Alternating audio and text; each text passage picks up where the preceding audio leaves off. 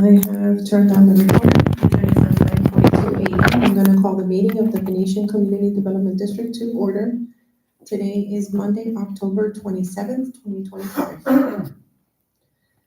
The first item on the agenda is the call to order / roll call. Those supervisors that are present are Jill Pizarnik, Ken Smahan, and Rich Bivin. On behalf of District Management is myself, Belinda Blandon. District Council Andy Cohen is present. District Engineer Rick Schopker is present. Field Manager Keith Livermore is present. We do have on behalf of Landscape Inspection Services John Fowler present. And on behalf of Hampton Golf, I'm sorry, could you give us your name for the record? John Coman, JOHN COMAN. Thank you. And for the record, we do have audience members present. The next item on the agenda is the Pledge of Allegiance. Ladies and gentlemen, we ask that you please stand for the pledge. The Pledge of Allegiance to the flag of the United States of America and to the republic for which it stands, one nation, under God, indivisible, with liberty and justice for all. Thank you. The next item on the agenda is the public comment portion of the agenda. Ladies and gentlemen, as a reminder, we will limit public comments to 3 minutes per person. Our first speaker is Tim Carr.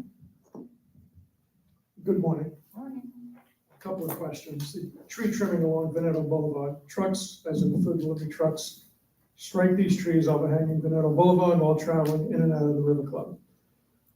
Eventually a branch will fall and strike a car, pedestrian, golf cart, or bicycle rider. Will these trees be trimmed above the height of the vehicles? What is the status of the ornamental grasses behind Treviso and Balanza courts? Many weeds, invasive bushes, and poor cleanup of previous work does not look appealing to our residents. Would this be acceptable behind your own homes? These grasses have been neglected for years, even though they are shown on the landscape map.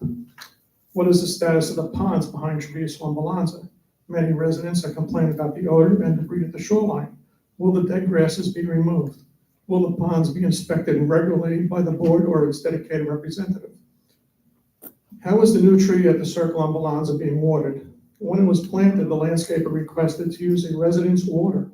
Will the board be reimbursing this resident for the water usage? Why is this not arranged before the work started? Who is overseeing this work? Attached, you'll find a list of the Santa Maria sidewalks and water gutters that are in disrepair. This list is only for the concrete sidewalks and driveway curbs, and does not include any pavement area. Disrepairs include, but not limited to, broken, cracked, heaved, uneven, missing pavement, and trip hazard. Do these sidewalks have to meet ADA compliance? I feel that grinding a sidewalk only delays the replacement of the sidewalk. It is also dangerous to the health of the grinder operator if they have not been properly trained and provided PPE for silica dust. I believe a company such as Ramjack would perform better work. This area needs to be physically walked to see the issues. Riding by will not let you adequately understand the defects. My walk took approximately 1 hour or less. Page 2. LMP mowers with no deflector guards. I contacted the field manager on 3 different occasions regarding LMP mowing the common areas with deflectors or guards removed from their equipment. Why did it take 3 notices to have this corrected? If LMP has no regard for public or employee safety, then the board needs to seek an alternative solution. A projectile from a mower could severely injure a resident, employee, or cause property damage. I myself had a $1,000 window broken by a mowing projectile. If I was not home, I would have had to pay for this damage. This happens again, someone needs to go to the site and stop the mowing until the machine is repaired. Front gates, is there a reason the front exit gates are left open position most of the time? Also, has any research been done to make the gates more visible to people entering and exiting the community? Last week on Tuesday at 7:30 p.m., the residence gate was lying on the ground as if someone had struck it. Perhaps multiple speed bumps before the gate will deter the people from striking the gate again. Thank you. Thank you, Tim. Thank you, Tim. I'll catch up with you after, Tim. Our next speaker is Rich Goldstein. Morning, Rich. Hi, good morning. Hi. Nice to be back in Florida. I I just bet. came from New York a couple of days ago, and it's chilly. Anyway, Rich Goldstein, I live at 170 Palazzo Court. Just a couple of things I want to bring up. I never come to these meetings, but I figured, this morning let me come and introduce myself. One of the things that really kind of bothers me quite a bit, it's been going on for years. Does anybody know the status of the circle out in front of the River Club? Because ever since those plants were removed, which I do agree at the time were completely overgrown and was definitely in need of some sort of renovation, that's a disgrace out there right now. It's a disgrace when the tree was planted. They claimed that the tree was in shock. Okay, maybe it was. Then the tree died, I guess, from the hurricane. I'm not really sure exactly what happened, not being here, as a yearly resident, I don't know exactly what happened, but what's out there now is terrible. Yeah. It's absolutely terrible. The other thing, the ponds.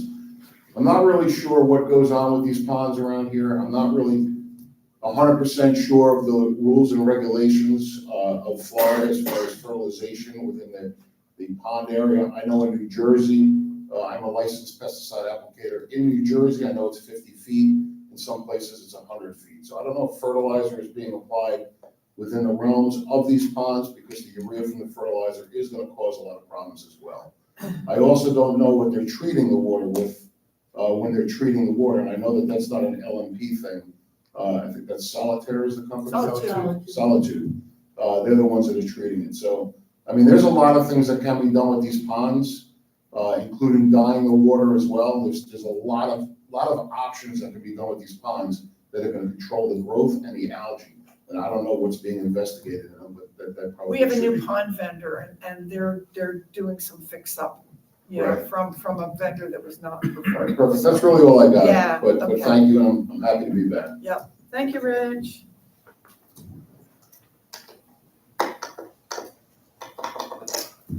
Our next speaker is Jerry. I'm sorry, I cannot pronounce your last name. I don't want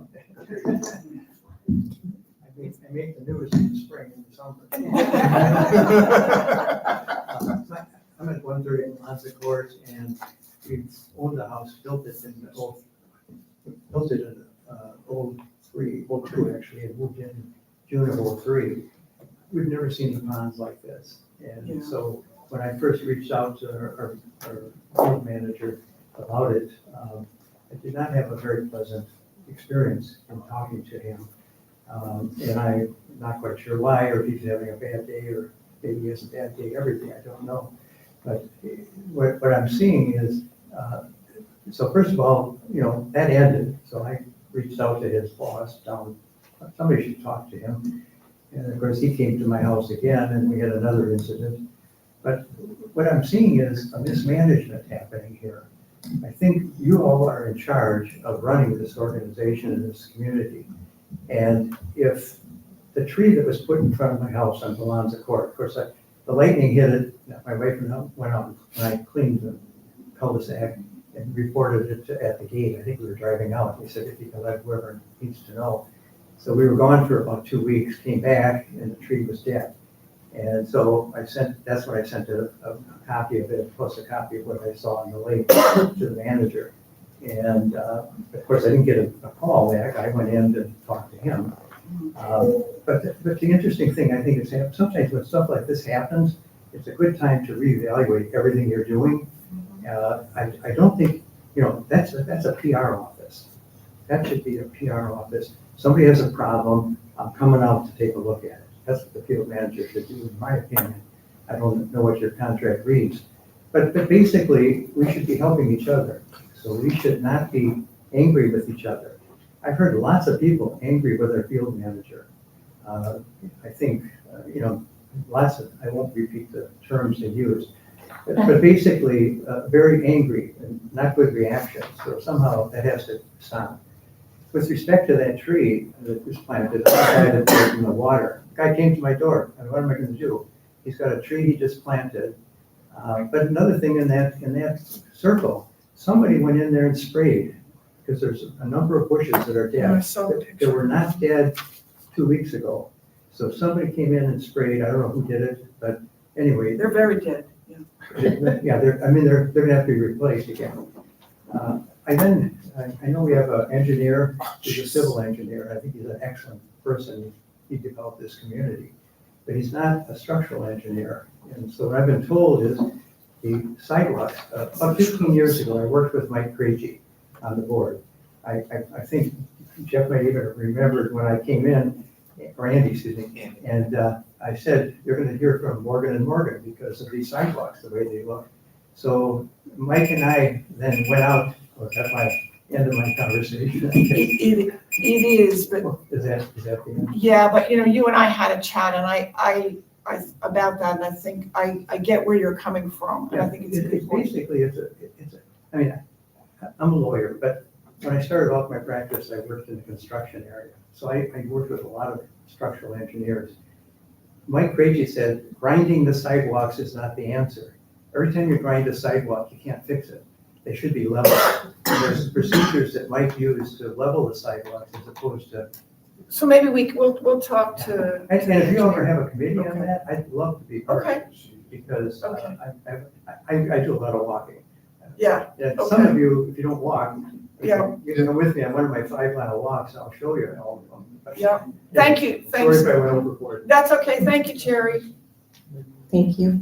And our final speaker is Darlene Schimberg. Hi, Darlene. Excuse me, I'm having a little bit of trouble. I wanted to just add to what, is this on? I don't know, green light, got a green It's light? dead. Oh, there it is. I wanted to just add to what he was saying. The tree in our cul-de-sac has been crooked and slanting, and we've asked a couple of times, we even asked the workers when they were there, just pulling out all the plants to straighten it up, because the braces they put on it broke with the hurricane last year. And so it's been slanting more and more. Keith was kind enough to come over and he did address it, but at that time they said they wouldn't do anything about it because it wasn't on their list of things to do. Oh, God. And they had a full crew and the equipment there that could have fixed it. So that's something that should be addressed. Okay. The other thing is that these gates on the dumpster back here. Yeah. We've been promised for over a month that something was going to be done with those gates, and nothing is being done with them, and it really looks really bad. I mean, everybody that walks the boardwalk, anybody that goes past here, Yeah. I mean, it's just, it was a very poor job. I don't know who was managing It's that not- job, but it's not- awful. It's not done. The gates on the dumpster area, it's not, Well, when is it going to be done? they're supposed to be coming back. He was off for a while. He's supposed to be coming back. All that's being fixed. Well, we've been hearing that for over a month now, so let's see what we can get done. I appreciate that. You told me that, Rich. I appreciate that. One other thing that I wanted to also bring up is that there are a lot of children using golf carts. Yes. There's a lot of kids that are running around, and they also have little ones in the golf carts with them. So I really am concerned about the safety, the speed that they're going, and, just everything about that. I could say more about the ponds, but I think we kind of killed that issue already. I mean, I think the ponds need to be addressed, and I think Solitude is going around to them. But the golf cart issue, I don't know what we can do about that. Well, on that, actually, we're starting the discussion today with the rules on golf carts and golf cart rules. Okay, So in connection with that, it probably won't make it to the finish line today, but I take your point and have seen it myself. okay, I really appreciate that. thanks. Thank you so much. Thanks. It's getting wet. Yeah, mine is too. Okay, there being no further speakers signed in, we're gonna close out public comment and move forward with our agenda. We're gonna move into committee reports. We first have social and dining. Guess what? I'm up again. Oh, yeah, this. That one's battery right now. Full battery. That's me, sorry. It's a full battery. I guess it's me again. Anyway, we have been working very closely with Keith and Hampton and everybody that's been here, Bill, John, Justin, Kelly in marketing. Everything that we have this month, we have a masquerade ball, we have the costume party on this Friday for Halloween. There's just, it's such a breath of fresh air to see what their marketing team is willing to do for us and the communication that is going out to the community. I feel like the social committee is now going to be able to be, as we are supposed to be, an advisory committee and not doing the work that we had to do with Vesta. We're working very well with Chef on, items that we would like to see or we'd like him to, put on the menu, just making some suggestions here and there, but he has proposed and is going to be proposing some new items on the menu as well. So we'll be discussing that in our November meeting coming forward. But seriously, these last 3 weeks with the people from Hampton, I feel like the weight of the world is it's not gone. I mean, we're gonna have our ins and outs, but one of the things, people don't feel like the Jonas system is working properly yet. So I think that that's something we need to discuss and is being discussed. And also we want to, and I think Justin indicated that they are working on this, of the possibility of getting all the events, the meetings and everything up in Jonas as well, so that we know what room we're in, we know it, and it's all gonna be online. So, all of these things are being discussed, but we have some great events for the end of the year. We got the holiday dance, we've got Santa's brunch, we've got the Blue Santa Christmas drive that we're hoping everybody will put things into. So it's just a full calendar till the end of the year. And Joe, thank you so much for all you do for us. I You guys appreciate do a that. great job. Thanks. Thank you so much. Okay, great. Thank you, Darlene. So we're now gonna move into fitness and pool advisory committee report. Hi, fitness and pool. I guess the biggest issue we're having at this point in time is, unfortunately in the transition between Vesta and Hampton, there's really things that need to be done to manage those areas, and Hampton has really their hands full with a lot of things. Making sure we have cash to pay bills is more important than making sure that something in the fitness center is fixed, and I get that. But right now, we're operating in a situation that there are a number of things that need to be done that just haven't been. So John indicates that the new woman who starts today, Catherine, what those classes are, we know what they are, we discussed it in committee, and so we need to get that rolling because we're already a month delayed in that. So I will come over this afternoon and meet with John and the new woman, if they'll give me half an hour of time, which I think John is amenable to do, and we'll get that rolling. That's our most important endeavor that needs to be taken care of right away.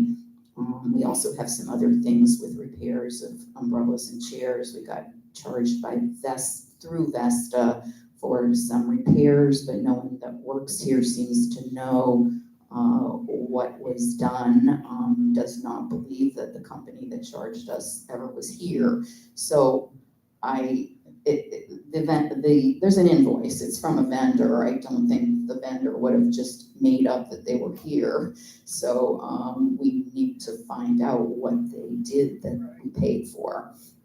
So I have the invoice, and I'll work with Hampton to call the vendor and ask them what they did, since no one seems to be aware of it. We're going to need to change the times for the pool entry and exit once the clocks change, because to meet the Florida requirements of a half hour after sunrise and a half hour before sunset. So I'll talk to John and his team about that. And we've had a few issues with the audio fetch system and the remotes, but I think it's being They're all addressed. fixed. 5 works now, That works. but 1 does not. Now, So So I can speak to when I tested it, I did notice that we're like, you'll open the app and it'll say 1, 2, and 5, and then it'll say all of them, and then I don't know if it's a Wi-Fi issue or what, but they're all registered on the back end, like they're all recognized by audio fetch. So from there, I gotta get more to the user side of it, so. okay, Yeah. well, that's great. I saw it this morning, 5 was back and Right. 1 was And dropped, then the so. remote for number 2 is there, but the holster's gone. Yeah, I saw that, so that's But the great. remote is there.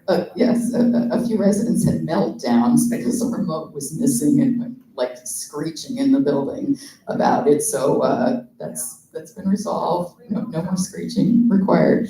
So, the biggest thing is we just need to get somebody in charge here to deal with Yeah. things, and they're not disasters and emergencies or anything else, but just to get normal, ongoing organization of those areas. And hopefully with the new person, we'll be able to get some attention to that. Okay. Okay. Thank you, Nancy. Oh, sorry. Thank you. Reserve, Yeah, the Reserve Committee, couple items here. One is the reserve study. So we will be initiating a reserve study early this year. We want to make sure it takes quite a bit of lead time, so we want to make sure it's done for fiscal year 2027. And we need our vendor, Custom Reserve, is a pretty small firm. So we want to make sure we get into their queue enough time. So we'll be notified here fairly soon that we want to start a reserve study. And in the past, we want to make sure that we get input from all the committees and also Hampton Group as they get their feet wet and get a feel for the organization, that we can get their input. So you'll hear more about that as we get that going through, but we do want to get all input from all the committees and Hampton Group.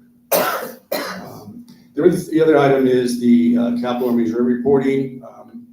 We spend a lot of time analyzing the financials throughout the year on a very proactive basis, but we don't spend a lot of time on capital reserve spending. We do get a report at the end of the year showing what we spent, but we want to get a little more proactive with capital reserve spending, create a cadence like we do financial reporting. So on a monthly basis or every other month, we'll be producing reports and understanding what's being spent in the capital reserve side.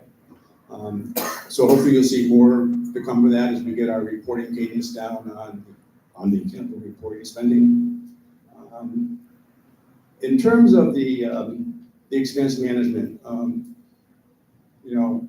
three items that always raise a concern for us in terms of the financials is wages, cost of food, and we also look at food inventory. Now, there's a lot of other items we discuss, but those are items that we discuss on a frequent basis. We feel that wages doesn't necessarily represent the seasonality of our business. So in the slow months, wages are most times over 100% of revenue. Cost of food, we feel, does not represent necessarily what we think would be industry standards in terms of percentage of cost of food to revenue. And in terms of food revenue, we actually had a discussion with John last week on our meeting.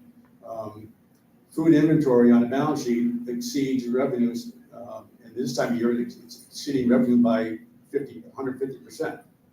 So, we're concerned about the quality of the inventory, how long it's sitting on the books, how long it's been sitting on the shelf. John mentioned, correct me if I'm wrong, but in his community, they roll over food inventory 3 times a month. Can I ask you a question about that? I had been under the impression that Vesta was using something of a different methodology for inventory than might be industry standard. Could there be something about the way they're? That's not correct. Oh, it isn't correct, Well, okay. But part of it is, when I was going through Jonas yesterday, there's a lot of things in food, cost of food, cleaning supplies, plastic bag liners, in food, cost of food, that should be maintenance supplies, not in. So there's a lot of miscalculations in there as well, or miscodings. supervisors, I hate to interrupt, but there's a lot of noise that's gonna interrupt with the audio recording. Is there a way that we could ask the pressure washer to move a little bit further away? Because if not, it's gonna be very hard for the audio to, Okay. because I'm picking it up, and I know that it's hard, but maybe we can move to the other side. Or maybe they can wait a little bit before they continue. Yeah, I think they've already been there. Anyway, it looks like the cavalry is gone. Thank you, sorry. It's okay. So, Joe, I think in terms of food inventory, we've always questioned the inventory methodology in terms of, That's what I'm getting at. we see dramatic swings from one month to Yes. another. Sometimes it's 20%, next month it's 80%. Yeah. So the quality of the inventory, we've always questioned, which then obviously impacts your P&L. So we're hoping that with Hampton group here that we'll get a better control over Yeah. the monthly inventory taking. Yeah, but at least at the end, by the end of the year, that, I know the wild swings, but at the end of the year, it should. It should even out. It does, it's the way they pass through Yeah. invoices through inventory. Yeah. And they have a lot of issues with timing and coding and whatever. Well, that's changing apparently, you probably know more, you guys know more than I do. There's a couple of ways There's you can do it. Yeah, and I think the system that they use for inventory, with Hampton is. But it's typically been running 2 times cost of sale. Yeah. Yeah. Extraordinarily. Yeah. Yeah. Exactly. Agree with you. And so the last item I have is actually a recommendation from the committee. There's 2 ways to increase profit. You can increase revenue or you can cut expenses. And last year, I know there was, last year, probably this time, there was discussion about opening the tiki bar on Mondays and Tuesdays. And I think at that time, it was left up to the general manager to make a decision, and the ball kind of got dropped. And I know there were several weeks later on during the season where we had the tiki bar open 7 days a week. During that time, we saw a dramatic increase in revenue, especially in liquor. So we're recommending to the board that as a trial run, that we open the tiki bar the week of Thanksgiving, Monday and Tuesday, and also the week of Christmas and New Year's. So to be specific, 11/24, 11/25, which would be the Monday and Tuesday before Thanksgiving. We have a lot of family and guests in during that time. They use the pool. They want to use the pool. Be nice to have the tiki bar open. And President's Week. Pardon? President's Week also in February. Yeah, we haven't gotten that far yet. And then also 12/22 and 12/23, which would be the Monday and Tuesday before Christmas, and also 12/29 and 12/30 the week after Christmas, so between Christmas and New Year's. Open the tiki bar Monday and Tuesday. The tiki bar Monday and Tuesday. Right, yeah, And we that's, discussed whether we had full menu, just bar bites, or just the bar itself. The question became, do we want the cost of having the kitchen open for what may or may not be a busy couple of days, as opposed to why can't we come up with having the bar open and then some kind of packaged snacks and. Well, I think So you don't necessarily have to open the let's kitchen. ask our yeah, experts. it's been discussed with the chef, and obviously the permanent GM's gonna have to make those determinations, but it's very doable, and Even other weeks, all through season. yeah, When it's busy. Yeah. Chef Ryan is in favor of it, and, it's just a matter of. We could do a small menu and have a small staff. Just pizzas and. Yeah, bar bites, yeah. Exactly. You It's a don't bar have bites, whatever, big menu, I don't think done. you need the full menu. Yep. Salty snack. Yeah, exactly. Burger to something easy. Yeah. Easy that nobody can scroll up. Okay, that's really helpful. Okay, all right, thank you. Thanks, Byron. Barbara, and this, Yes. in your, and I've mentioned this also, I've been a proponent of increased revenue also. I mentioned we should have like happy hour, something, or sunset special, because we have staff here between after lunch, before dinner. So why not do something between 3 and 5 to generate some additional income for maybe some of the seniors who have fixed income, want to have a lighter bite. Is staff's here, kitchen's here, why not try to increase revenue that way as well? For sure. Well, we actually talked to John about that at the meeting as well, and interestingly enough, yeah, I think your comment was, you're really not proponents of happy hours. It's like all hours are happy hours. Right. Yeah. No, that was somebody else who said that. That was the manager said, yeah. That it just depends on the community and specific outlets, and what is well received. That's right. Yeah, I'm a little nervous about that. Yeah, but no, those are all very doable, and will be right on the front of mind for the new management. Yeah. Good. Cool. So in terms of opening the tiki bar those weeks in Thanksgiving and Christmas, what do we need to do to go forward with that? I think we all agree, I think Hampton agrees, so, Yeah, we just need to schedule it and promote it. consider your recommendation Granted. granted, yes. Yeah, I don't think we need to take any formal action, but I'm. No, but very appreciate interested you in asking. what But decision I- It's a management But I get the email, especially for Thanksgiving, I get that email out ASAP to let people know that that's happening, otherwise they'll make other plans or not realize. Maybe in John's, when he does his staff report, they've talked to me anyway about a cadence of emails to go out to the community, so I'm sure he'll cover that, yeah.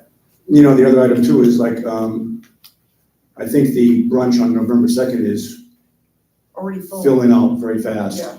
So do we want to consider having a full traditional brunch during that period? Maybe the Monday between Christmas and New Year's or whatever. Just again, All a interesting. lot of guests are here, a lot of family. Yeah, I would start thinking about going to brunch twice a month, because the brunches are more popular. Yeah, And yeah. breakfast is just not generally enough revenue with the cost of the staff. I'm sure all the staff. Hampton's, yeah, It's a trade-off. cool, good, thank you, You're welcome. appreciate it. Good reports.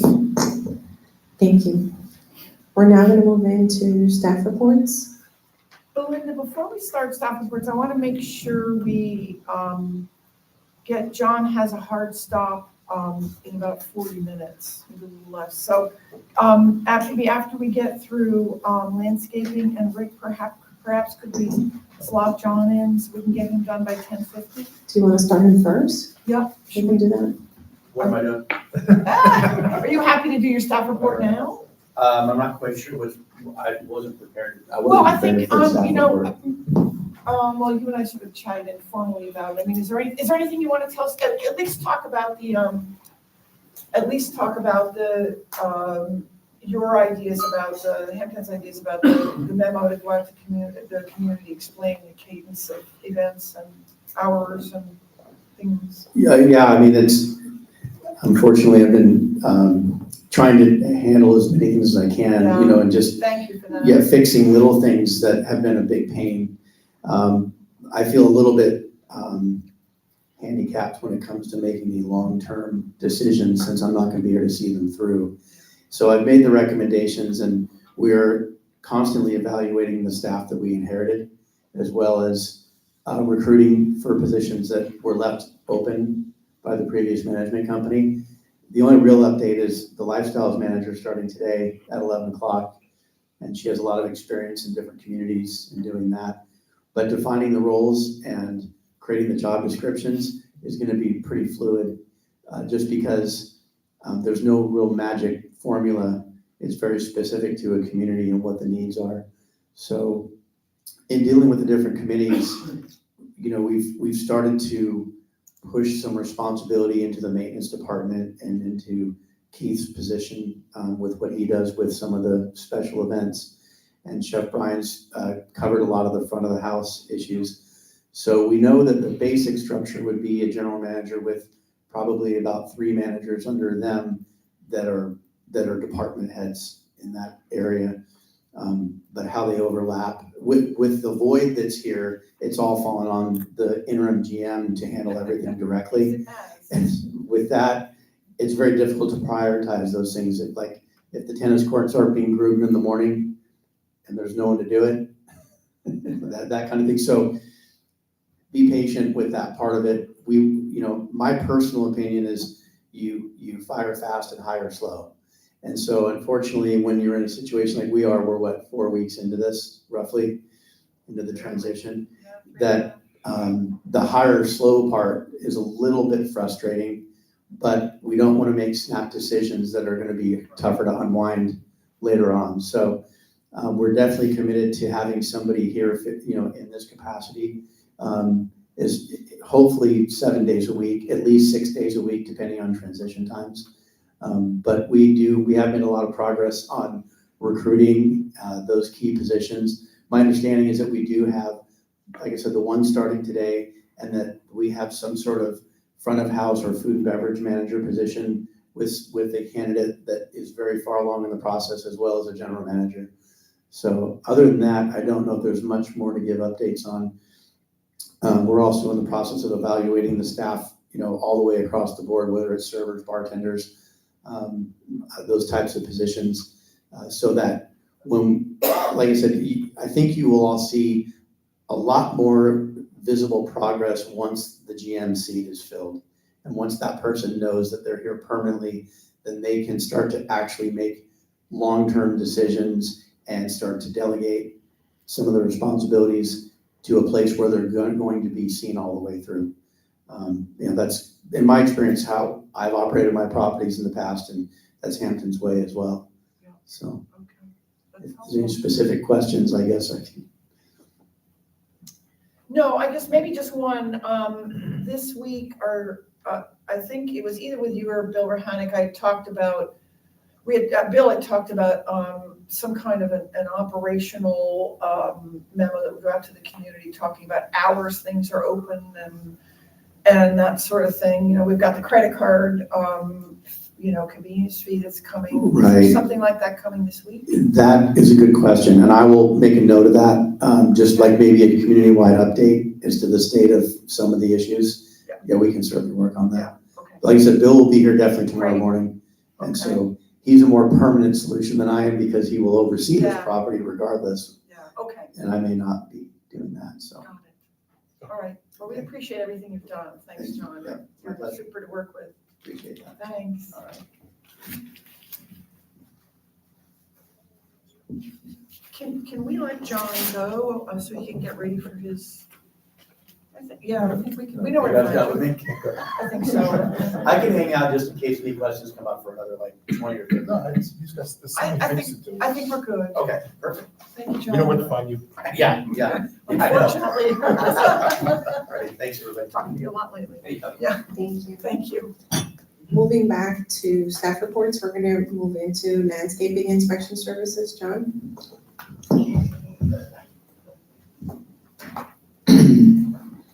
Hello. Good morning. Good morning. I will go over the inspection report from mid-October, October 16th.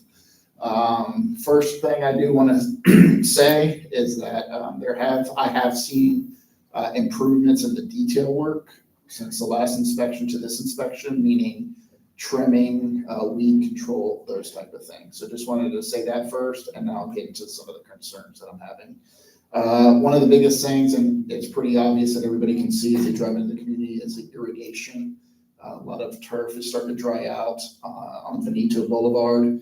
Another concern is, and it was brought up with, I believe, Alonso Court, with a tree, making sure that irrigation is working correctly before any new plantings go on. I didn't know specifically about the irrigation there, but you can see it on Laurel Road, where there are a few areas of plants dying off on both sides. Yes. So that's kind of a concern. So just want to make sure that moving forward, we have irrigation first before we plant. And then another thing is picture number 21. I did notice quite a few roundabouts were landscaped. And maybe I just caught them on the day that they just put them in. But one thing you want to include in any type of enhancement is mulch as well. So it kind of gives you a finished look. In fact, on Alonso Court, when I looked, they had bags just sitting in the roundabout. I don't know how long they've been there or if they're still there, but just want to make sure that you get that finished look there. Moving along, one thing also that was mentioned, and I don't know about the specific roundabout because it said it was 2 weeks ago and I was here 2 weeks ago. But if you look at picture 16, this is on Mestre Court. They did use Roundup to spray a lot of weeds there. Like I said, there were a lot of weeds in the past, so they did do a lot of Roundup, but they damaged some of the base of the liriopes. Those liriopes will be fine, but just wanted to point out that we just want to clean that up. And then moving along, the clubhouse area, a lot of turf issues here. We also have plantings out here, Arboricola and Croton, that aren't doing the best. And then I also noted a few areas where we need to lift canopies. if you look at picture 37, that's right over the tennis court. There was a Yeah. car that was parked right there, and if he could pull any further, it'd be on top of his roof. But I identified there's actually one back here on the sidewalk in a couple areas, so just wanted to make sure that, I believe it is 15 feet above any sidewalk or roads. We want to make sure that those standards are being It's met. 10 above sidewalks, 15 above roads. Okay, perfect. So yeah, I'll make sure that I go through next time and identify any more that I might see. Broken, picture number 49. This is one roundabout that was also enhanced at Bellini, where there was broken drip line. You can see the washout there. So that just kind of enhances what I was saying about we want to make sure that irrigation is corrected there and before you put plants in, and then once you put plants in, you test it and make sure, because that's going to be the success of any new plantings going in. They did prune all the palms since last inspection, so that's nice, and they have cleaned up a lot of the roundabouts. Yeah. That's pretty much what I got for you right now. I have a couple of questions. The first is,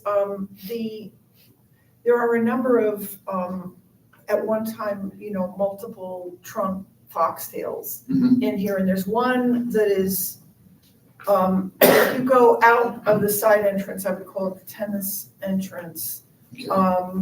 And as you walk toward where the golf carts are parked on the left side, it's currently, well, I think it may have been a triple at one point, but it actually looks unsafe to me. Okay. Like it's coming out of the ground, the trunk is actually starting to hang over the sidewalk. I'm very worried about that one. I think it's actually a safety issue. I will look at that So right when I'm take- done here. Take a peek at that. Sure thing. Do we need John to look at those dead shrubs, because I think it happened very recently on Balanza? I already took that. Oh, you did? Okay. I'm gonna look at that on my way Okay. out. So. Yeah, because it looked Yep. really dead. Okay. And then the third thing is that, I don't know if you're familiar with the Marcello Monument. That's, as you come under the power lines, you come along, you make a right onto Pissarro when you come through the gate. Okay. And then just after you pass under the power lines, on the right-hand side is the Marcello Monument. Okay. And it looks to me like the Eutrophus are all fallen over. It's a mess. It's almost like it's the stepchild that everybody just drives by and doesn't realize it's sitting by the side of the road with a begging bowl going, please help me. So, I'll take a look at that would too. you- Yep. Sure thing. Yeah. So, I know, sorry, I was. Aren't all the monuments going to get redone eventually? Well, That's why we're holding off painting. Yeah, but this is really bad. And Oh, those- no, it and should that's- be cleaned those up. those poor folks are trying to sell their house. but still but even if we paint the monuments, we still have to clean up the landscaping because obviously you can't. Oh, I thought they were gonna be. I that's what thought, I'm yeah, I saying. thought they were cleaned gonna- out, so anyway, okay, yeah. Yes, we haven't discussed that. Okay. But, but just to, I guess, because Tim had mentioned this also, just, I guess, for the guys from LMP at Juniper, there's been a lot of conversation here about what the rule is. So it is 10 feet above grass or sidewalk and 15 feet above the road. That's per the contract. Yep. It's not 8 and 12, it's 10 and 15. Yep. So I just want to make sure that that's perfectly clear because it's been ignored and not whatever. And because the CDD is not forcing it, the POA is using 8 and 10 and you start, so if you do 8 feet, you start 2 months later, it's now at 6 feet and Correct. and if you're on a bicycle, Yeah, you get clotheslined. exactly. And you are correct. That is the So SDOT supervisors, standard too. just as a note, the notice of deficiencies was sent to LMP and Juniper on October 9th. We have certified mail receipt, dated October 16th. And we gave them 15 days to respond to our demand, and we have not received a response. Although John reports that some of the deficiencies have been corrected, I will need to take direction from the board as to whether or not you want me to send a second demand for responses, as we have not received a response. Well, we've passed the deadline. Okay. Correct. Yeah, so I think, yes, I think we absolutely following up. Let's get a response. Yes. Yeah, do you need a motion or anything? No, I just need direction. Okay. So, I worked on the first demand notice with Cheryl, but this one I will run by Andy just to be sure. Yep. And we'll include the recent report as well. I mean, the new report's much better, so it's There's still a couple lingering, but Yeah. they did clear up a lot of the detail. But they should also be more proactive, that your list should be almost non-existent. I agree. You should really not have a job, technically. If they I were doing agree. a job, you wouldn't have a job, so. Right. Well, having me here makes them do what they're supposed to Right. do, so there's value in that too. But that, which, and I want you here, but if they were really doing their job, which the contract says, Understood. they would be doing what you're doing Yep. and notifying their own people, not having to do Yeah. this. You know, I thought of one more question, John, and I'm responding to Mr. Goldstein's, comment on the circle. I know that the landscape committee is working on the plan really from, when you turn off a Laurel, up to the River Club. And I've asked this question recently, and now that we're pretty much past hurricane season, at what point can we take those horrible, braces down? Do those still need to be there, in your opinion?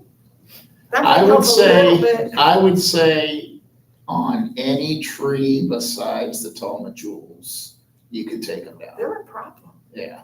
But But those trees are pretty ugly to begin with. I agree with you. Taking down those braces is not gonna help much. Well, maybe it will help. You know what I'm saying? I still don't know why we never replaced the grass in that area, because it's all weeds and all of our It's grass. looking a little better now. But it's weeds and grass. Is that- It's not the right I grass. must drive too fast. It's not, if you go from this, it's not the right grass, and, so yeah, that whole thing's gonna have to get Yeah, okay. resodded. So what you're saying is unless we want them to fall down. I would just say, maybe you could, but I don't want to be the one that says you Okay, I was can't, just because they're curious. just I so won't hold you to it. tall. I just and- wanted your yeah. professional opinion. But any standard is one growing season for smaller trees with braces. Oh. It gets rooted, then you can look at taking braces off. It is important that you take them off though, because a tree doesn't only grow this way, it grows this way. Yeah. And as it grows this way, it can restrict some of those bands. So that is one thing that Okay. you Do we want have to look any at. idea of what Cheryl's planning for that circle, or when even an idea is coming? No, we'll have to wait till the next meeting. Okay, it might even be worthwhile, I mean, Just to get rid of it. short, just to get rid of, I I They're mean, waiting for a design plan. Yeah, I okay. mean, even if we just call it blue sky and have them take those things out and put 5 new little pine trees, I would and some just take bushes, them out and just to leave clean, grass. just to clean it out, because it just looks. It does look yeah. horrible. It's been that way since I've almost started. Yeah. Yeah, it looks horrible. Okay, thank you. Sure thing. Thanks, John. Thank you. Rick, do you have anything to report?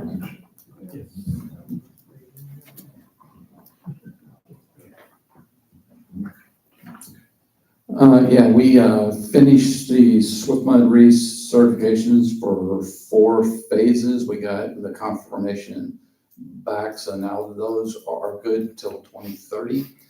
There's two upcoming that are pretty much due kind of now.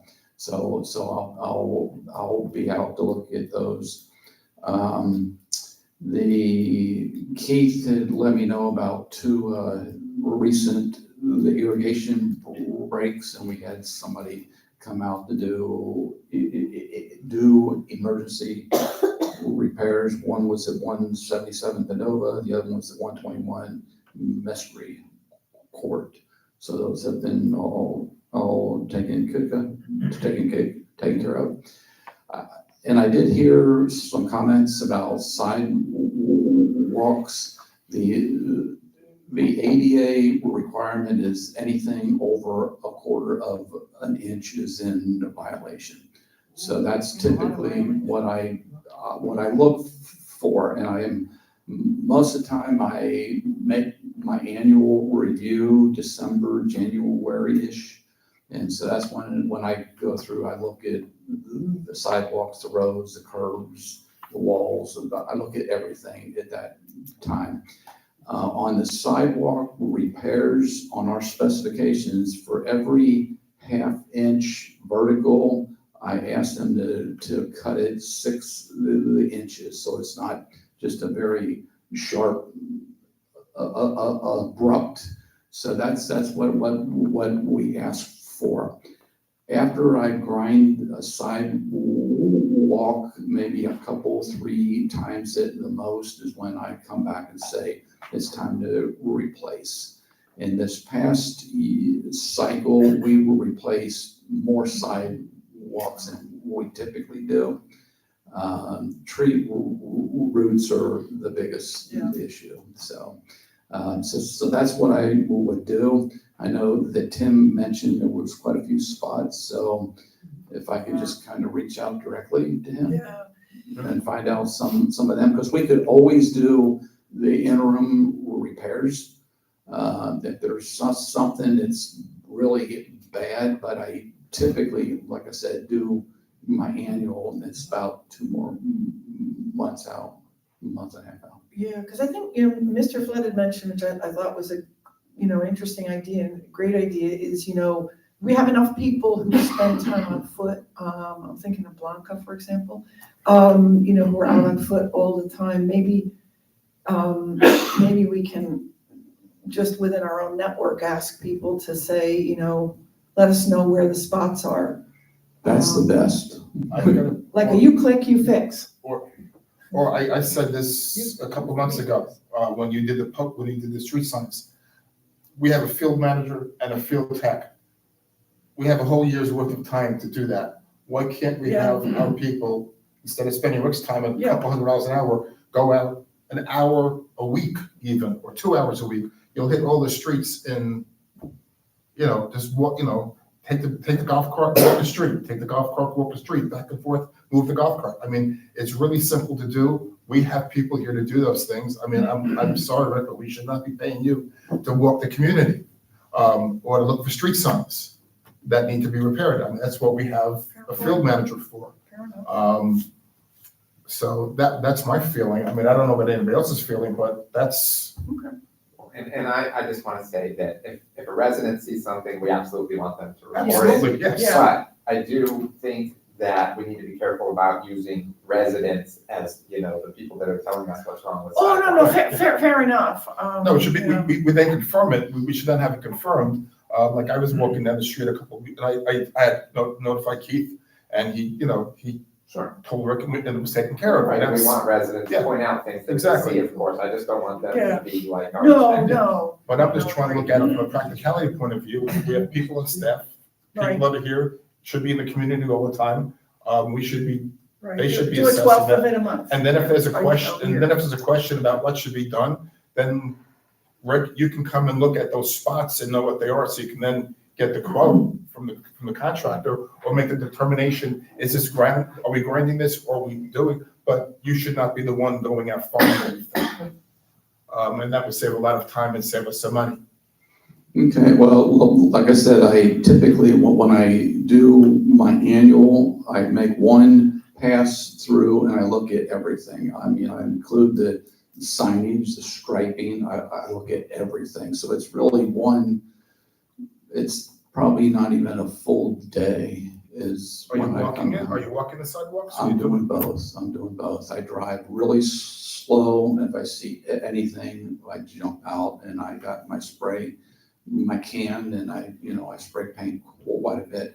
One thing that I really don't see is the sidewalk ponding areas, because, I'm not out here right after the rain. So those are really, residents are the best. I mean, if they know that it's flooding out half of that, then, we could put those sidewalk flumes in, and that helps out in those. But that's one of the areas that I really don't get to look at. I mean, I'll see stains, and I kind of think that, okay, that's probably what's happening. But the best is because people keep their sidewalks clean, and so I can't see stains sometimes, so. Okay. And that's all I had. I got one last question, or hopefully possible. You come at 9:30. We usually don't get to 10:15, 10:30. Do you need to sit here for an hour charging us? So can you come at 10 o'clock, 10:15, so we can save some money? I could do anything that you want. I would, There you go. I would say let's do that, and then this way, if we run fast, we can always have somebody else pop in and then get to you in your ear, and so you're not sitting here wasting your time watching through the Pledge of Allegiance and listening to people complain about other things.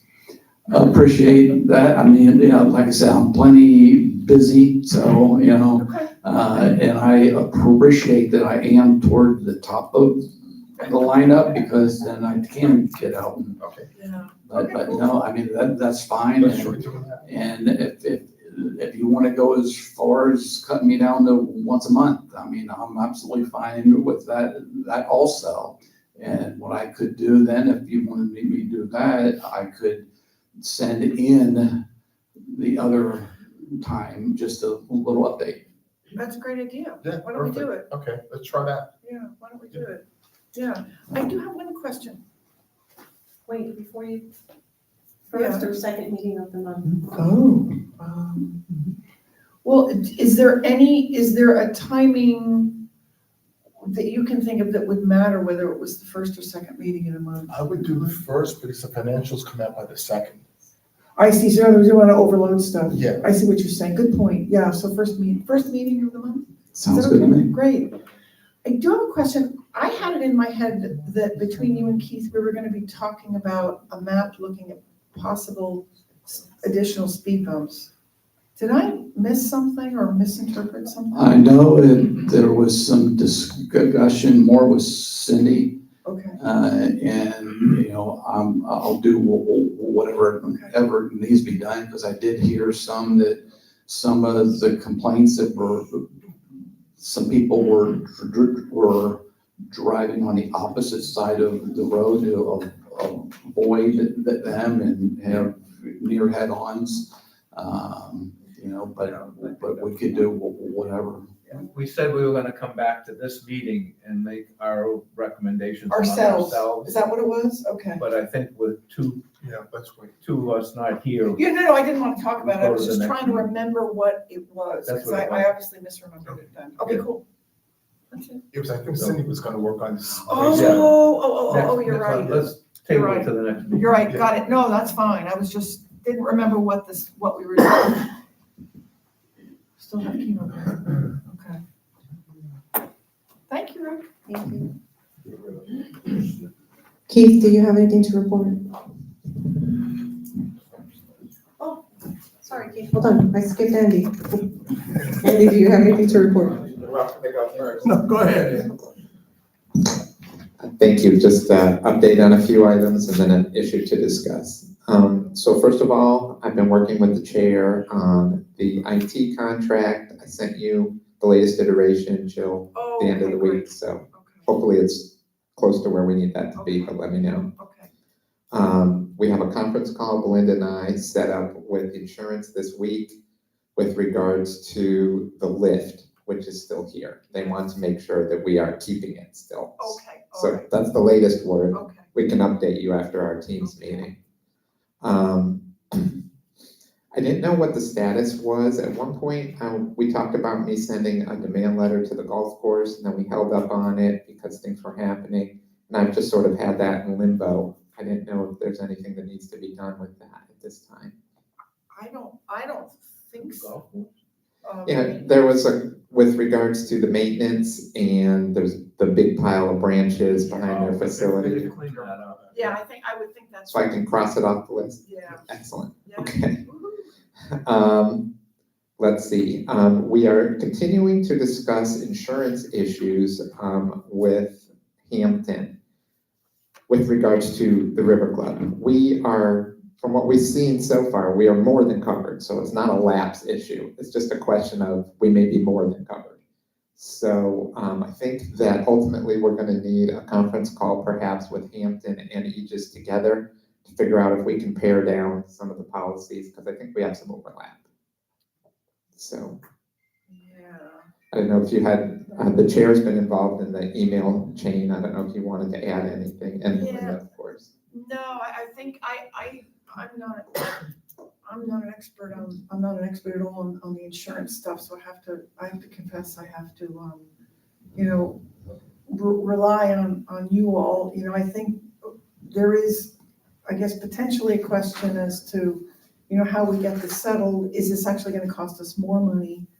Well, what I had envisioned, and I think Belinda's aligned with me, but can certainly chime in, when we prepared the contract, was that Hampton would secure, for instance, general liability, Yes, and then name us as an additional insured. yes, And as you'll recall, the discussion I had with the board was, we were not going to get it and name them as additional insured because we can't. right, And Silva acknowledged that and said they had encountered that with other public communities in the past. So that's what I think we thought was happening, but as it ends up, Hampton purchased, for instance, general liability insurance in our name, oh, with us as the insured, when we already have our Right. Aegis policies. Yeah. So that is what's going on. And when I asked the question, well, don't you have your own general liability policy that you could just name us as an additional insured? And the response I got back was they do not. They usually purchase, they might have it for, you know, their corporate office back in wherever it is, but that they typically purchase separate policies for their respective communities that they yeah. are working with. So that's what we need to sort out. Well, yeah, because the contract is the contract says what it says. Yes, it does. Yes. So, So we're dealing with a different situation here that we're not used to. Yes.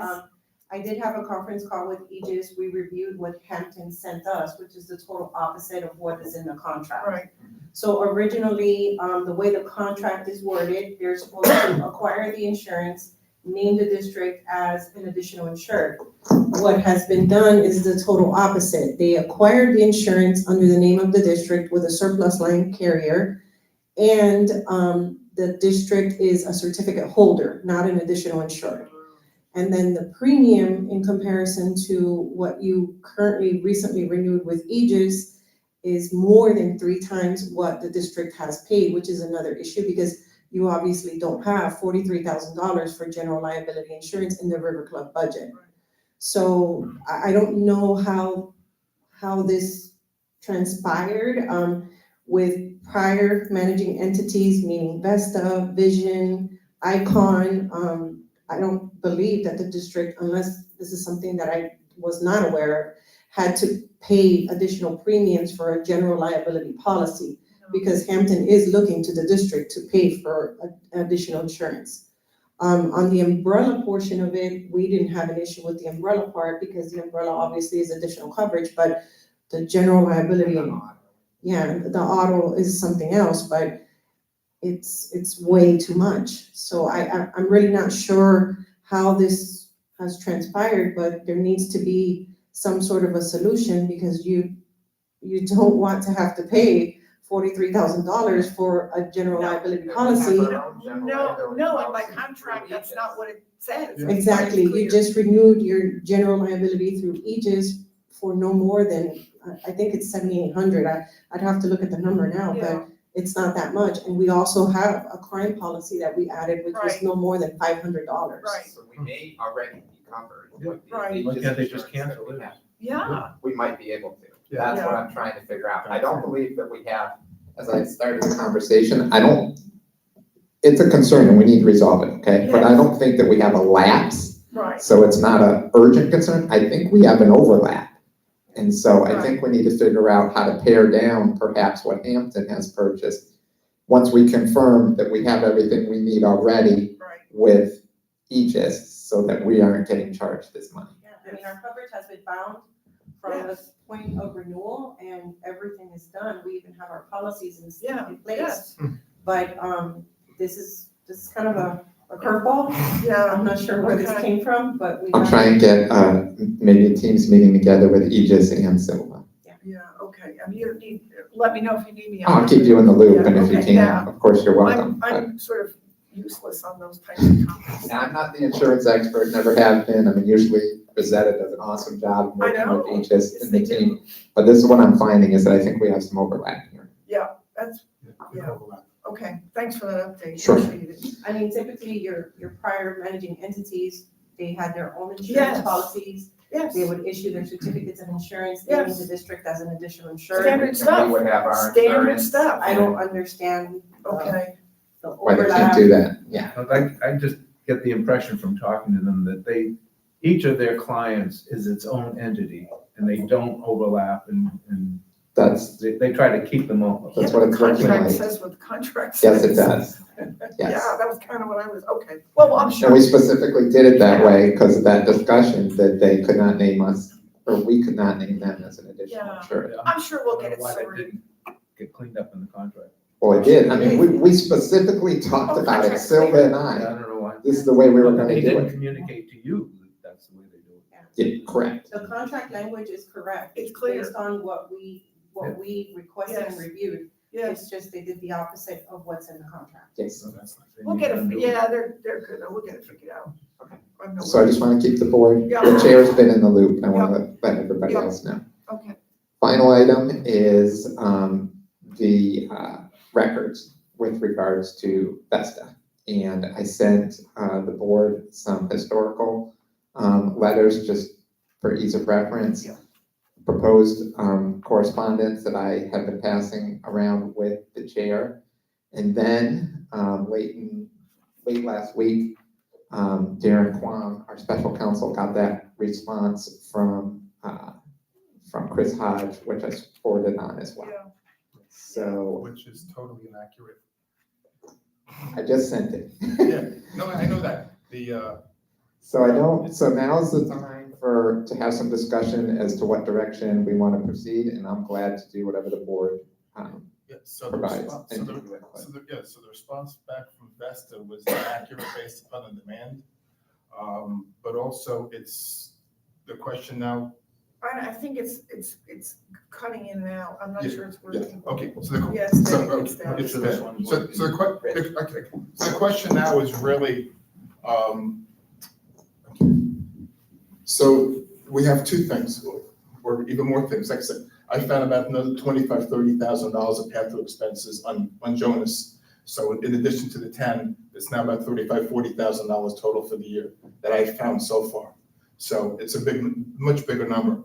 But we have the receipt issue, and then we have actually all of our records issues. And based upon some of the other things I found, I have some questions about a lot of other things.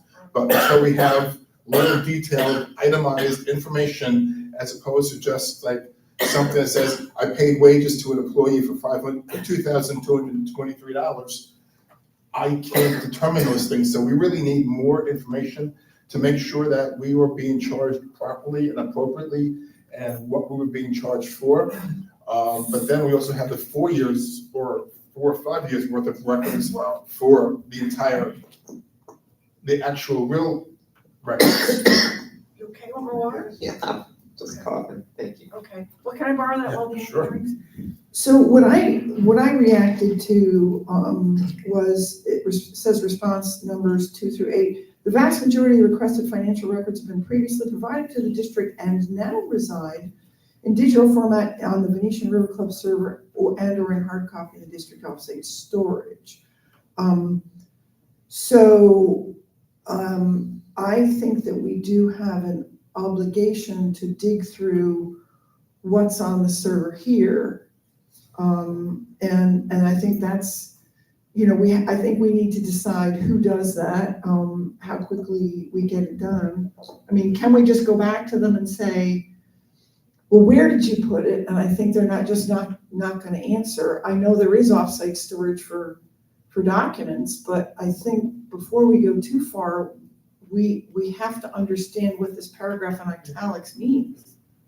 I mean, I agree. I mean, it's on our storage. Well, what's on our storage? Which documents? They say everything. Is it the vast majority? Well, they also said they provided all the receipts, which they didn't do. Well, no, So- they said they provided them Well, and they're on the server I would- or in storage. Well, I would ask in storage where?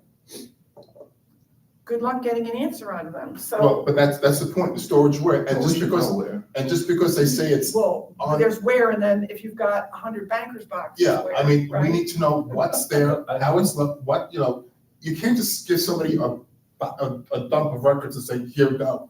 They need to be organized, categorized, listed. So if I ask, so we should know where the receipts are. Well, that's accounting records. Andy, what, That's based on financial what are they accounting records. obligated to do? That's the And question. Do we know if they've done it or not? We don't know if they've done it or not. I mean, what they're obligated to do is what I, with Jill's help, began to lay out in that return letter where we quote two provisions in the contract, but we don't know, at least I personally, others may, don't know what's been provided or what hasn't. I can tell you what I'd like to do, and I'm happy to do it, or we could divide and conquer and do it, but I think at the very least, we should, there is a drive on the River Club server called Back Office. And Dollars to Donuts, they've dumped some stuff there. So I think, and I'm happy to set aside some time and look forward. If you wanna do it, I think, John's not here, but let me find out from John. If you wanna do that, let me find out from John what the story is with the White Mountain or wherever we keep this offsite storage stuff with documents. And I'm happy to find out where that is and see if I can go through and dig through it. But according to accounting records, they can't just dump and say, here it is. The contract just says they have to provide it That's to us, right, all Rich. the records. It doesn't say how orderly, they could all be dumped in the shed back here. So I think until we do anything else, if you want to take on that, it's called the Back Office Drive. I'll take on the paper side of it. And if that's okay with you, unless you want to do. I'll do it. Well, they say here, I'm involved. and/or in hard copy form in district offsite storage. So why don't I do the district offsite storage and you do the computer? Well, if you can just find out where it is, I'll go through. I know what I'm looking for in terms of receipts and things. I know what I'm theoretically looking for, or. I will find out either from John or from Bill and have them let you know where that is, A, and B, how we get access to it, and C, now I'm really scared, did we pay the bill? Because maybe it's got a black padlock on it and we can't get to it. Nobody paid the bill. I just don't believe that's the answer, because they also said, if you go back about what he said here, I guess he said 2 through 8, yeah, the vast majority, I would ask for clarification, vast majority. This is not, here's the point. They can't tell us the vast majority of the receipts are available information. They have to provide all of it. So we're gonna spend. Yeah, but Rich, we've gone back and forth with them, But and I think, just my opinion, is I think if at least we have made an effort, some kind of an effort, and I shouldn't be hours and days, to try to see if there's something there, because if we can't find it, then. Well, the question is, if you have. Because what I think you're asking for, hell is gonna freeze over before we're gonna get it. Well, And I don't disagree that it's wrong. But that's the point. Because at that point, then I would just complain to the DVDR. Well, I think we should. Because I think we should do that anyway. I say we do that right now. I don't think we wait, because this is not the vast Well, we majority. complain to an authority. Let's find out what That's we my have. point. That's my point. Okay, but I'm agreeing with you. But how do you know, okay, they provided the vast majority. How do you know what they didn't provide unless you sit and go through every single piece of paper and categorize everything that we think we should have to then determine what we don't have, as opposed to them telling us everything that they provided? Well, we'll never know. So I think. The onus is on them, not us. You're putting the onus on us. No, they're saying. They provided the vast majority. It's there, it's in one place or Okay, the other. well, okay. So we need to determine if it is or Well, not. I agree. Well, we should determine if stuff is there or not. But I would ask for clarification. What did you not provide? Well, let me make a suggestion then. If you seem to be willing to do the digging, that if you want to at least make the cursory thing, A, can you find anything that even remotely looks like a file folder that says X? River Club records. And B, if we can find this offsite storage and there are some boxes labeled, River Club receipt records, I think we have to at least go and do that. And then Andy can, depending on what you find, Andy can go back to Vesta and say, They're never gonna say all, just because if one They're sheet never- of Nobody will say paper is all, right. missing, they're gonna be like, we would say like, you said all, and you missed the sheet of paper. I mean, this is their attorney writing. Of course, he's gonna say the vast majority. yeah. I So, guess, I'd like to hear from Belinda, from a reason, I'm gonna put you on the spot, I know. But this also But says, from a Rosetta standpoint, I don't know if you've ever gone through this with another property, or what you would, how you would respond or react to it. Because if we asked Rosetta for the same information, is it instantaneously available, or would you say it's all on the servers? No, I would say it's available and provided, because we have it. Okay, so you would provide it, Correct. copies of every invoice? We keep digital records of every Perfect. invoice. Because I know there's been credit card reimbursements, and so there's the invoices for those charges Yes. somewhere. So for example, if there's a debit card transaction, I don't approve the reimbursement unless all the invoices are attached to Right. them. Okay, so they've come back and said they did that. they did the same thing, because in order to get reimbursed from Rosetta or the district, they had to provide all that. They don't provide credit card reimbursements to Rosetta. They provide reimbursements to themselves because they were managing the operating account. So I can't speak to that. Okay. But if you look, that's why we present an O&M packet, and everything is attached to the O&M packet every month, and it's ratified. So for example, before Vanessa submits something to me, if Keith had an expense, Keith submits it to Vanessa, it's attached to a schedule. I review it, make sure everything coincides with what it should be. If I have a question, I reject it and send it back. If not, I approve it. And where does all that reside? Everything is in our server. You Okay. have PDF copies of everything, because And that's what they're saying? we have digital, everything is digital on our end. Okay, And that's what, that is, they're saying the same, they are saying the same thing. I think, so we just need to confirm. I would like to try to do a reasonable, I'll a go reasonable search, because, and I think it's entirely possible you will be proven right, because we know about the DBPR Yeah. complaint, which is public information, that because they withheld the association's official records for a year. because this also says the vast majority of the requested financial records. $239 they paid in a $1,500 fine, Yeah. 7 years ago. Yeah, So how much are we gonna do for $239? I'm just But this says the saying there's a vast. pattern of I'm behavior. just trying to, Just saying there's a But pattern. we've got 45, we've got 40. Rich, you've got all the time in the world, if you wanna do it, God bless you. Well, Ken, we have fiduciary responsibility just to the don't know residents. where We've got it's going. $45,000. We should in confirm gas that we bills. have the receipts on the servers, because we need them for our own records. But this says the vast majority of the requested financials have been previously provided. That is inaccurate. That's Well, wholly But inaccurate. maybe they were provided on the server, and they just never And they told said- us. We they just ne- need and to they find said- out where everything is. Yeah. Supervisors, Okay. typically during the transition, just as we would transition to another vendor, you are supposed to transition all of the records. Right, Right, At that point Right. during the transition. Right. The response that it's on the server right. is not what would Yeah. typically happen. And I think, if we can do a good faith thing, because they, as we know, they provided nothing. But that should have been as a transition checklist, Yeah. providing you with all of your records as required. So I think if you'll I'll- do the reasonable. I'll go. I guarantee you they're not there, because when I requested them in the first place. No, I know, They had to get them from I Julie, it know. was sitting in Julie's house. Julie was taking pictures of them on her desk. Yeah, Well, well, because we asked for copies of everything. I think we're going round and around Yeah, and around and because around. that's it, they So didn't, let's just see. Vesta doesn't have the copies, Julie had them, and I don't know if Vesta ever got them from Julie, so that's. We'll never know. Let's find out. I think if you're willing to do the reasonable, Well, it's a lot, it's potentially a lot of money, I mean, it's $46,000, $45,000 in 1 year that I know of, and then no, we I did 4 years, I so. think we get it, but, do you Remember need me they to, let it go.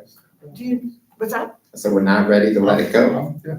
No, not at all. No, Do you that's want fine. me to talk to John about offsite storage or or Bill. Bill? I'll talk to Bill. You just handle it. Getting concerned with you and I Rich don't working disagree. I'm just together. trying on to, I'm just sunshine trying to get to an issues action and- plan. No, so- I'll talk to Bill tomorrow. I'll talk to Bill tomorrow. Let John deal with whatever today.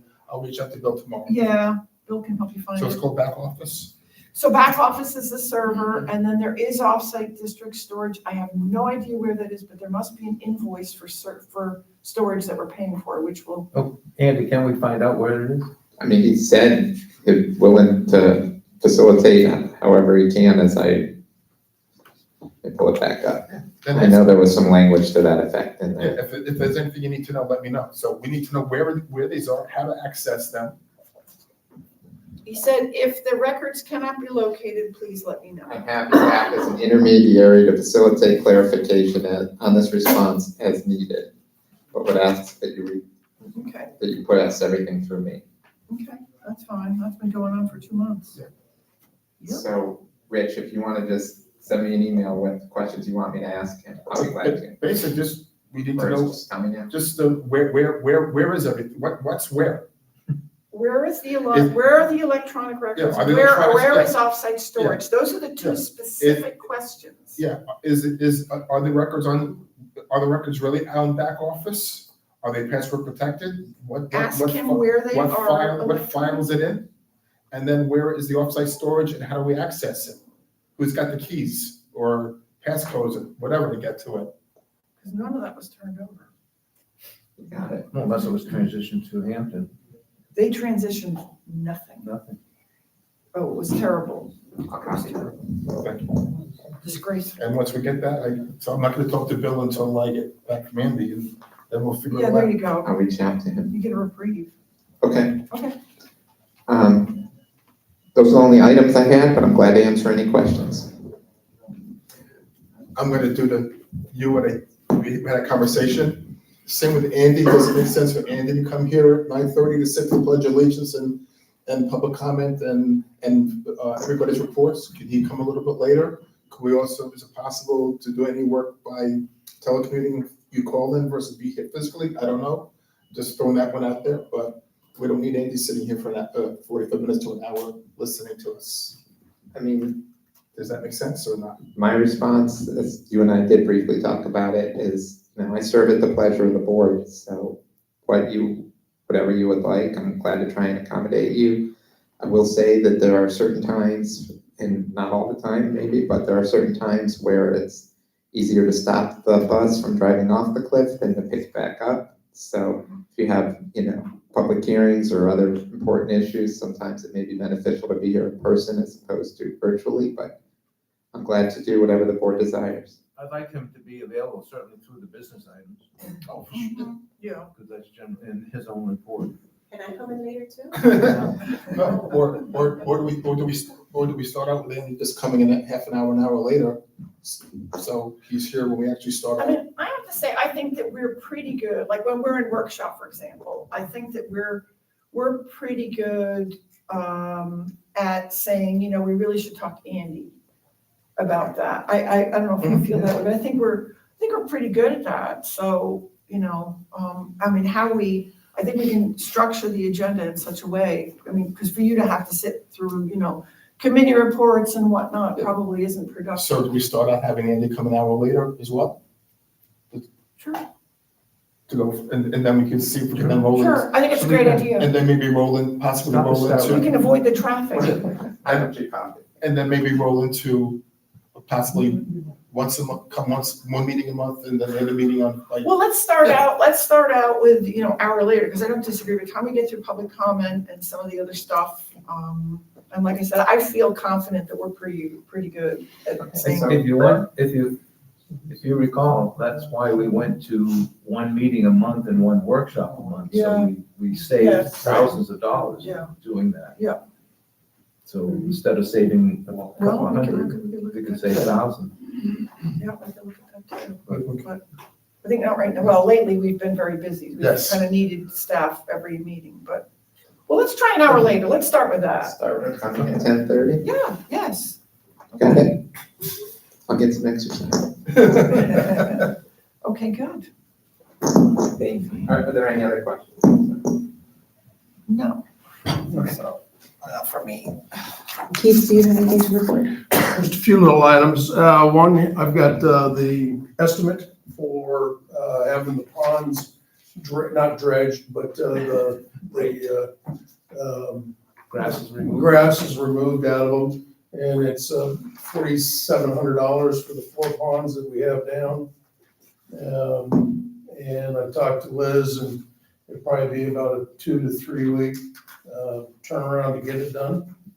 Yeah, $4,230. Some of the ponds are looking better with the treatment that Solitude is doing. But there's a big one that's on Veneto that just doesn't seem to be taking as much as that needs to be done. So not a bad, it's well within, I had talked to Jill about it before, and she wanted to bring it for you all so that you can have some input on it as well, so. How much better is it getting? If it's gonna be another 2 to 3 weeks before they can hit it, is it gonna be basically 50% remediated at that point, do we think, or is it, do we? If I had that crystal ball, I would, it hasn't, some of them have gotten better. And, when they started this, they said it was gonna be, A couple months. a couple months, 2 or 3 months before it really started to sink and do what it's supposed to do.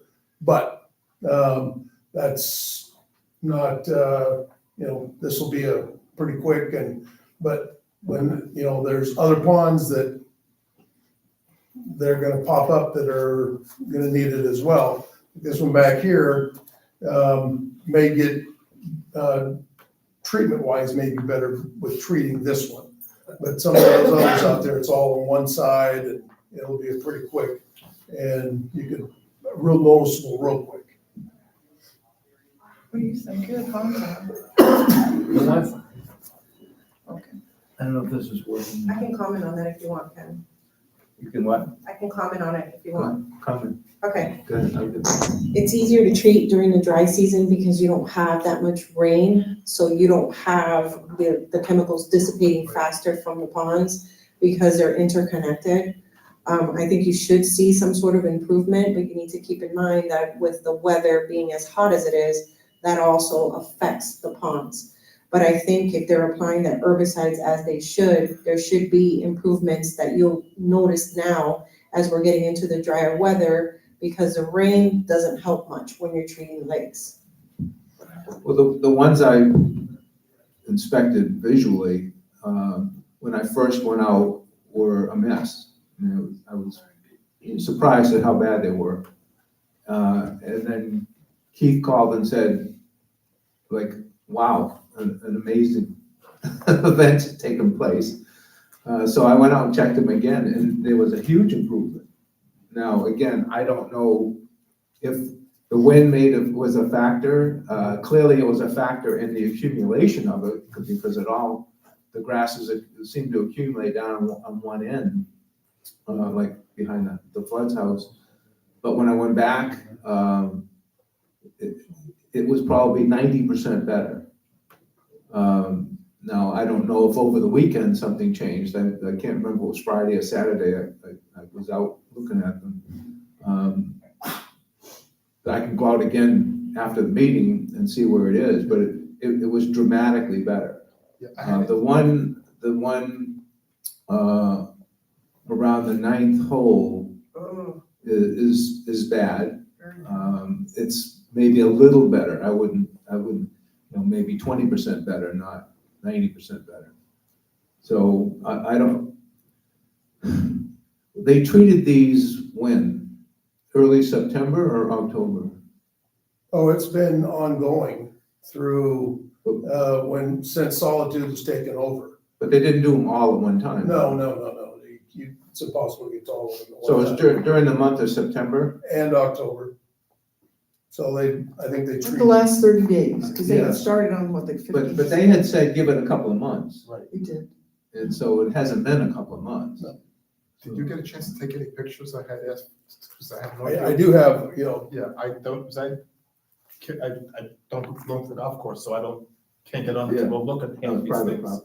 You have to pay a lot of money to go. You could get on there if you trespass though. Yeah, Just come through the bushes. Just But carry, No just problem. carry a fishing rod. I You go also anywhere you don't know want. where I'm going. Some so- people come through carrying golf clubs. I also don't know where I'm going, so that's the other thing, so I'm just, So I don't know, I'm like, we should definitely keep an eye on them. Well, And if they continue to Could improve. we wait a couple more weeks before we make the decision? I mean, I understand Jerry and I appreciate that, and I don't want, I don't want anybody looking at ugly stuff, but to spend $4,000 now, and then somebody's then we'll have 3 other people complaining, so it's gonna be $10,000 before we know it, for something that might resolve itself. We haven't given it the time the vendor said to give it. This is behind those twins' house.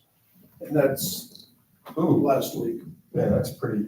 Well, I think, because I think the It was change, worse than that. the change, you may have been there when the wind was out of the south, because the Yeah. wind was out of the north heavily yesterday, okay. and that may explain it, but just my personal opinion is that, we unfortunately, had chosen to go to another vendor that created this issue. I think contributed anyway to the issue, maybe didn't totally create it. But I feel that it's, we should seriously think about doing the cleanup that Keith mentioned. Because I think it is a byproduct of the decision that we made, going to a vendor who just wasn't